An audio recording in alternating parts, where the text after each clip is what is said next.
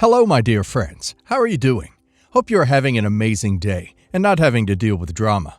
Ready for new stories I have for you today? Let's go to the first one. And don't forget to listen to the end of the story, guys, to hear my insights. Enjoy the stories, and don't forget to like and subscribe. And of course, don't forget to leave a comment. 5 years ago, my life got ripped apart over a lie. And the people who were supposed to protect me, my own parents, were the ones who threw me to the wolves. I was 27 at the time. I'd been living at home with my parents to save money for a deposit on my own place. I had a stable job, paid my share of the bills, cooked dinner a few nights a week, and helped them with errands. My younger sister Rachel, who was 25 back then, was already married to her husband James. They had a 2-year-old daughter, and Rachel loved flaunting her perfect life on social media. She posted constant couple selfies, family photos, and close-ups of her engagement ring, a diamond James had saved for over a year to buy. One Saturday, Rachel called me asking if I could babysit her daughter for a few hours while she ran errands. I said yes without thinking twice. I love my niece, and I thought I was just doing a normal sibling favor. I went over late morning, played with my niece, made her lunch, and tidied up the kitchen. Rachel came home in the afternoon, acting completely normal, thanking me for helping out. I went home thinking nothing of it. A week later, everything came crashing down. I came home from work one evening to find my parents sitting stiffly in the living room with Rachel. She was crying, loud, theatrical sobs. My mom's face was icy. My dad wouldn't meet my eyes. I asked what was going on, and Rachel sniffled and said, "My engagement ring is missing, and I know it was you." At first, I thought she was joking. I even laughed. But she didn't crack a smile. She claimed she'd last seen the ring in her bedroom on the morning I babysat, and that when she came home, it was gone. She said she'd searched everywhere and was 100% sure I had taken it. I was so shocked my voice cracked when I told her I hadn't touched her ring. I asked if maybe she misplaced it, or if her daughter could have moved it while playing. She shut me down instantly. "No, it was you." My mom chimed in saying, "Rachel wouldn't make this up. She's your sister." My dad said, "If you did it, just admit it so we can fix this quietly." My jaw dropped. They weren't even entertaining the idea that I was innocent. No one was asking questions. No one was giving me the benefit of the doubt. I kept insisting I didn't take it, but Rachel just kept crying harder, saying she couldn't believe her own sister would steal from her. Things escalated quickly.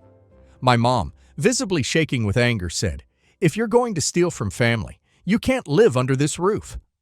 My dad told me to pack my things tonight because they couldn't trust me anymore. I couldn't even process it. One minute I was their daughter, the next I was some criminal they were throwing out. That night, I packed a suitcase and left. I moved into my friend Hannah's tiny spare room for a month before I rented a depressing shoebox-sized studio. My savings took a huge hit. I cut Rachel off completely. No calls, no visits, nothing. As far as I was concerned, she was dead to me. The betrayal wasn't just the accusation. It was the fact that my parents didn't hesitate to believe her. I'd never stolen a thing in my life. I had a steady job, my own money, my own things. But all it took was Rachel's word, and suddenly I was trashed to be tossed out. Years passed. I rebuilt my life, got a better job, upgraded apartments, but I never got an apology. Whenever I saw my parents, it was surface-level politeness. They never brought up the ring again, and I never asked. Then, last month, I got a text from my mom. "Can we come over? We need to talk." They showed up looking like they'd swallowed something sour. My dad cleared his throat and said, "We owe you an apology." My mom's eyes were darting everywhere but at me. Then they told me the truth. Rachel's husband, James, had recently found out what really happened to the missing ring, and it had nothing to do with me. Rachel sold it. Not just sold it. She pawned it and gave the money to her affair partner because he was in serious debt. This guy was apparently drowning in gambling losses and other shady financial problems. Rachel wanted to help him out, so she took off her engagement ring, sold it, and never told James. Instead, she told everyone it had been stolen. By me. And how did this finally come out?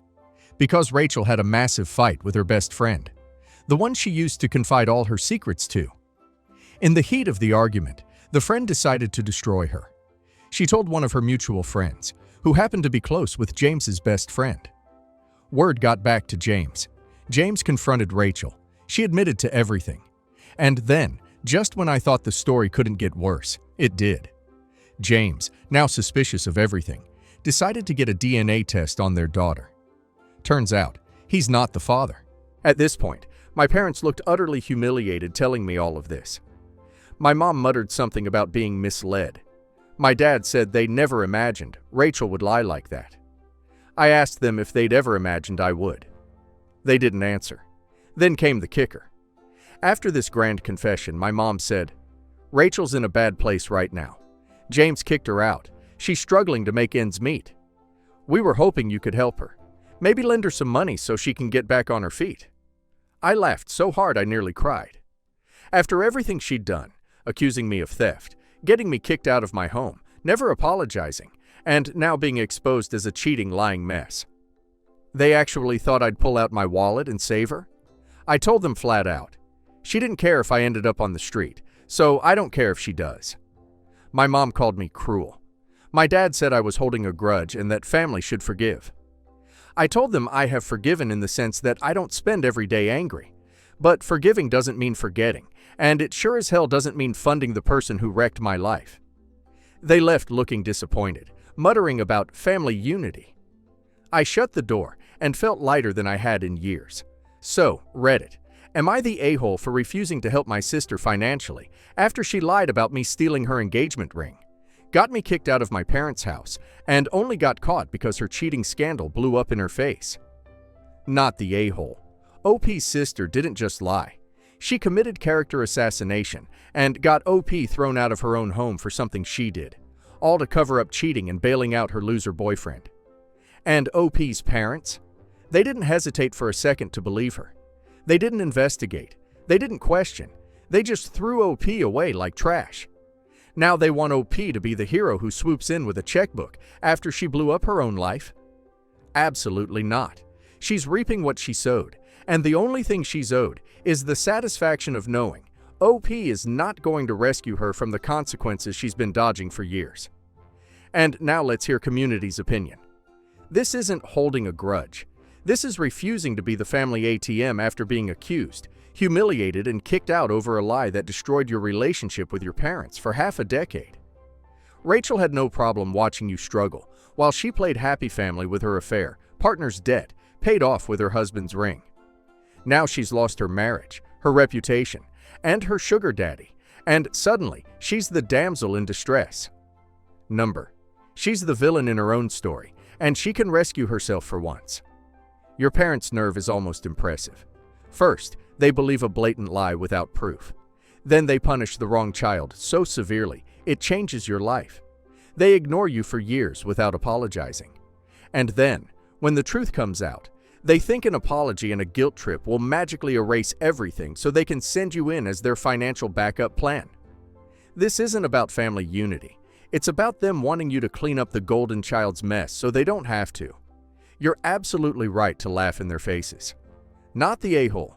If they think it's cruel to refuse to help, remind them it was apparently perfectly fine to throw their innocent child out into the street, based on nothing but tears and a story from their other daughter. Forgiveness doesn't mean funding. It doesn't mean pretending the last 5 years didn't happen. And it definitely doesn't mean rewarding Rachel for being a manipulative, lying cheater who only ever cared about herself. She wanted you to suffer once. Now she can live with her own suffering. So, my husband Thor, yes, I know, we're Scandinavian, and I have been together for 5 years, happily married for 2. From the beginning, it was made very clear on both sides that neither of us wanted children, and that there wouldn't ever be a chance of either of us changing our minds further down the road. My husband got a vasectomy a couple of months before the wedding, but due to the fact that I have cysts on my ovaries, PCOS, we decided it was best to leave well enough alone on my end, at least for now, since getting my tubes tied could lead to complications and a full hysterectomy would send me into early menopause. And to prevent that, I'd be on estrogen supplements for 20 plus years. I am, however, on birth control. I don't particularly believe in soulmates, but I would say Thor's the perfect man for me. I love him more than I can say, and things have only gotten better since we got married. Last year, we got a dog, Hector, and a cat, Ario, and since then, our tiny family finally felt complete. Enter Thor's best friend, Martin, and his wife, Tessa. Fake names. Martin and Tessa had been based in the UK during the pandemic, but Tessa lost her job in the middle of 2020, and Martin was up for a contract renewal by Christmas time the same year, so they decided to move back home in January 2021. My husband was thrilled, and I was thrilled for him. I had only met Martin a couple of times before, since he left for the UK just after Thor and I began dating. He'd been back to visit on several occasions, however, 4 times without Tessa, and 1 time with, for my and husband's wedding. The pandemic put a stop to that for obvious reasons, though Thor and Martin kept in contact via Zoom and Discord, where they'd play games together or watch movies or episodes at the same time. Honestly, it was sweet, and the few times I met Martin and Tessa, they were kind and full of good humor. For the first few months of their return, they lived a few hours away, so Martin would be close to his mother for a while. But around August, they had managed to buy a house in town just a couple of streets away from ours. Thor was beyond himself with excitement. I remember we used to lie in bed at the end of the day in the weeks heading up to the move, and he'd talk about all the stuff the 4 of us could do together. Thor is an amazing guy, but he's slow at befriending people, and having his best friend back close to him opened up the door for this giddy excitement in him that was so amazing to see. I also felt guilty, not having realized how much the lack of close friendships had been bothering him, and I promised myself that I'd try to do what I could to make this work out, since it was obviously super important to him. So Martin and Tessa moved to our town, and immediately we began to spend a good deal of time together. Almost every weekend, we're at their place or they're over at ours, trying to take advantage of the long summer evenings before fall weather takes over. It's nice. Early on, the topic of children had come up, and this is where I admit I made a mistake. I have become so used to people taking issue over our decision not to have kids, as if it offends them personally, that I've come to be a bit aggressive about the topic whenever it pops up. So when asked about children, I happily replied with, "Me. No children now, no children ever." Tessa. "Oh, you can't have children?" Me. No. We could. We just don't want to. Ever. Tessa. "But why?" Me shrugging. "Because we don't want any. We're happy as we are, and we don't feel like adding children to the mix will make our lives better." Tessa, getting visibly upset. "But you can have children. Why would you turn down such a gift? How selfish can you be?" Me, undiplomatic, as I tend to get when angry. "It's none of your ducking concern, Tessa. I don't see any of your kids around here." At this point, Tessa bursts into tears and runs into their house. Martin glares at me and follows in after her. Thor just sighs and says, "That probably wasn't the best way to handle things, OP." He was right, of course, but I have had it up to ducking here with people who believe they have any right to judge us about our own adult life decisions, and I won't let friends or family off the hook either. Thor suggests we go home to let everyone calm down, and I agree. Nothing like a calm and kind partner to make you realize when you've ducked up. We clean as best as we can on the outside table and simply walk back. Thor texts Martin to say we went home and that we could talk later. When I had a moment to actually use my brain, it was pretty obvious what reasons might cause Tessa to be so upset with me, and while it doesn't excuse her judgmental attitude, it explains to some degree, and it did make me regret my words. The next day, Tessa and Martin came over to our house for dinner, and I apologized to Tessa for how I handled things the day before. However, I remained firm that I didn't appreciate the judgment I received from her. Tessa apologized as well and confirmed my suspicions. She can't have children of her own. She'd had 3 miscarriages before they dug up the courage and went to get confirmation that she was unlikely to ever have kids because, and I quote, "the quality of my eggs are crap." Thankfully, the tension kind of dissipated after that, and we had an enlightening discussion about how hard it was on the other end of the spectrum, as in wanting kids with all your heart, but unable to have any. My heart honestly broke for both of them. Martin had to leave at one point, and when he came back, it was pretty obvious that he'd been crying. We didn't go too far into it, but it seemed like either adoption wasn't a possibility or they weren't willing to go through the stress of it, emotionally and financially. I'm unsure which it is, but they both said it was off the table. Thor and I assured them that we'd be here for them and help them however we could. Oh, I wish we hadn't said that. Now, let me preface this by saying that Tessa and I look similar. Not quite alike, but we have the same color hair and are about the same build. If I cut my hair to her length and people saw us from behind, we might be mistaken for the other. Our faces and eye color are different, though. It started with one offhand comment from Martin about that similarity. Thor and I just smiled it off and didn't think much of it, but it must have pinged my radar somehow, because I remember it so clearly. And then again and again. God, sometimes I just can't tell you two apart. Not often enough to creep me out, but often enough for me to be weary of it, like an overused joke. Then, on Wednesday, Thor came out of the room where he'd been gaming with the weirdest look on his face, enough for me to notice. I asked him what was wrong, and he said, "Thor, has Martin ever done anything to make you feel uncomfortable?" Me. Not that I can think of. Why? Thor. He just said something really weird. Me. What did he say? Thor was quite reluctant to repeat what Martin had said, but I had no way of knowing what kind of nugget he was about to drop in my hands. Thor. That, if you and him had a kid, he could easily pass it off as Tessa's. Me. What the absolute duck? Thor. Yeah, I said the same thing, and then he played it off as a joke. I told him it was a weird ducking thing to say. Obviously, the both of us were weirded out. Thor insisted that he'd go speak to Martin alone that weekend because the event bugged him and he wanted to have a chat about it. He never actually got the chance to because Martin and Tessa invited us both over for some important news Friday evening. Thor promised me that we didn't have to go if I didn't want to, but I assured him it would be fine, that he could get his chance to pull Martin aside to talk if he wanted to. Now, this is where I begin to lose my grip on my emotions. Having to recount this makes my blood boil so hard, I'm afraid I'm going to explode. It makes it hard to write this down in a way that makes sense. So it goes like this. Just before midday yesterday, I get a phone call from an OB/GYN clinic I've never heard of before, asking to confirm an appointment I've never made. I tell them there must be some kind of mistake. The lady on the phone confirms she will cancel the appointment and apologizes for the mix-up. Weird, but nothing super alarming at the time. I should have realized something here, but hindsight is 20/20. Thor comes home from work. I finish up my own stuff and we walk the couple of streets over to Martin and Tessa's. We enter through the garden door and hear Martin calling out to us from the living room.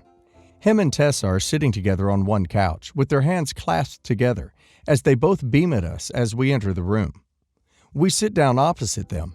Martin begins by thanking us for coming, turns to me and says, with a tone as if he's bestowing a great gift on me, "Martin, there's no point in beating around the bush.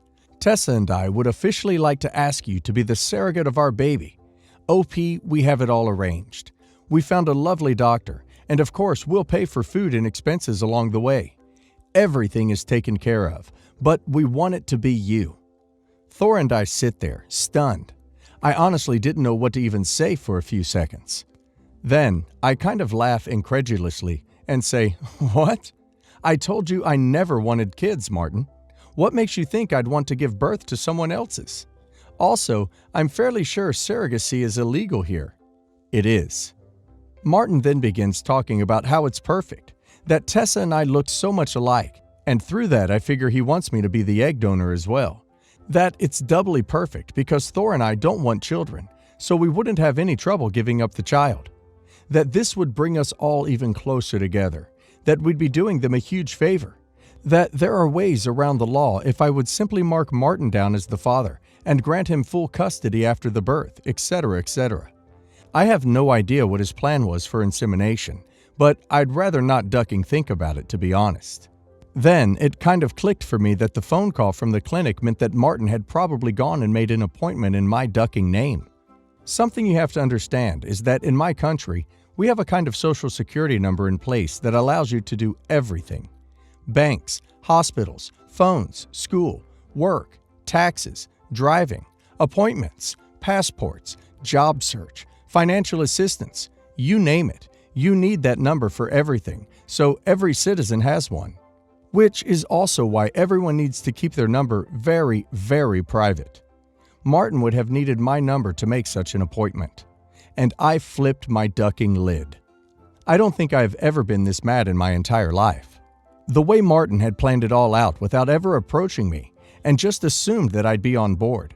That asking me was almost just a formality at the very end, like an afterthought after everything was set up and ready. That he expected that I'd be fine to donate an egg as well, as if that carried no weight at all. And again, how were they planning to fertilize the egg, unless the grand solution was manual ducking insertion? That he expected I'd want to carry a child to term with all the risks and physical strain that entails. No big deal. And that because I've chosen a child-free life, he thought I'd just throw the child at him once all was said and done, and be thankful for the experience, because it brought us closer together.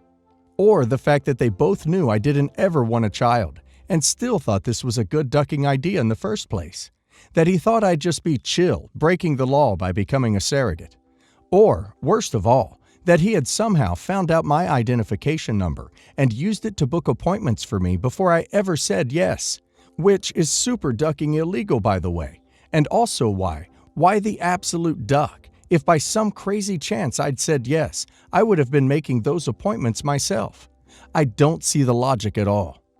I asked Martin about the gynecologist, and he completely clammed up. Oh yeah, I wonder why. At this point, Tessa is bawling her eyes out, and Martin is just sitting there, looking honest to God hurt. Thor gets up and tells them that we're leaving, and not to contact us unless we reach out.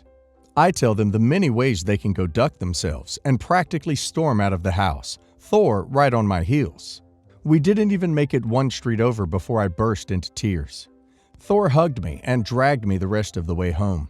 He let me cry myself out, then asked me if I wanted to get away for a while, and I said yes. He did everything, the absolute sweetheart. Called work to take the week off. Called his sister to ask if she could take the animals for a few days. Got us a few nights in a hotel in the closest big city. Nothing super fancy, just far enough away that it would feel like we got some distance from the whole thing. He left for about 30 minutes and came back with the spare keys Martin and Tessa had for our home. I hadn't even thought about that. I asked him how it went, and he didn't want to talk about it. We packed the car and drove through the night, and now I'm lying in a very comfy bed next to my husband, and unable to enjoy it, because I'm so ducking angry. I think the worst part of this is if Martin and Tessa had come to me honestly and without expectation, I would seriously have considered donating an egg to them. In my country, it's only illegal to have surrogacy within the country. Technically, you could pay for someone in America to be a surrogate, and that's perfectly legal. Ethical? Probably not. But since they've chosen this weird, deceitful, illogical, and actually illegal way of manipulating me into something they both knew I didn't want in the first place, I have no space within me to feel sorry for them any longer. I keep getting paranoid in hindsight. Should my gut instinct have told me sooner that something was up? I feel like the escalation happened so quickly and came practically out of nowhere. From, hey, you kind of look like my wife, to, have our baby. Way too ducking quickly. Martin and Tessa were over at our house all the time, too. They could have rummaged around and found my identity number at any point in time. I'll likely never know when that happened. I found all my papers and hid them away somewhere better before we left. But it doesn't help to erase the feeling of violation, or the fact that I'm going to have to get a new number, which is a process, considering how many things in life it's connected to. Practically everything. I told Thor about the call from the OBGYN earlier, and Thor came to the same conclusion I had, and now he's even more distraught. I told him I wanted to tell the police about it, and he agreed wholeheartedly. So I'm going to do that on Monday. Plus, I'll be calling my GP and ask them to see what appointments have been made in my name and when. Thor is so sad. He keeps apologizing to me, and I keep telling him that none of this is his fault. I haven't forgotten that in all of this he's lost the best friend he ever had. The one he was so excited to have close by again. I keep fiddling with this, trying to add bits I've forgotten, probably a lot, and trying to make my sentences make more sense. But I'm tired. and I kind of want to forget that today, yesterday, ever happened. For now, I'm just going to try to enjoy this mini vacation. Go get some nice food, enjoy my time with my husband, and try not to think about what waits for us at home on Monday. And to anyone who might ask about the fact that as a person with PCOS, your chances of getting pregnant are lowered anyway. Yes, thank you, I realize that, but it is so very much beside the point. Reading this was like reading a horror novel. It just kept getting worse and worse and is absolutely my ducking nightmare. I'm also child-free by choice and totally relate to the constant judgment and condescension you get. But holy hell, for your friends to ask this of you, even expect it of you, disgusting, entitled, and disrespectful. These people are the worst kind of entitled, disgusting, manipulative a-holes. You are absolutely right to feel the way you do. These people are insane, and I wouldn't be surprised if this escalates. Please press charges. I kept reading this because it feels like a fictional novel. It is unreal that these people did things like this and assumed it would be okay. And you would be like, I don't want my own kids, but sure, I'll have yours. I'm so incredibly sorry this happened to you, and I'm sorry your husband lost his best friend. I know infertility can cause people to do things they never dreamed of, but this was completely out of line. Assuming someone's eggs and uterus are for your own use whenever you want is just bizarre.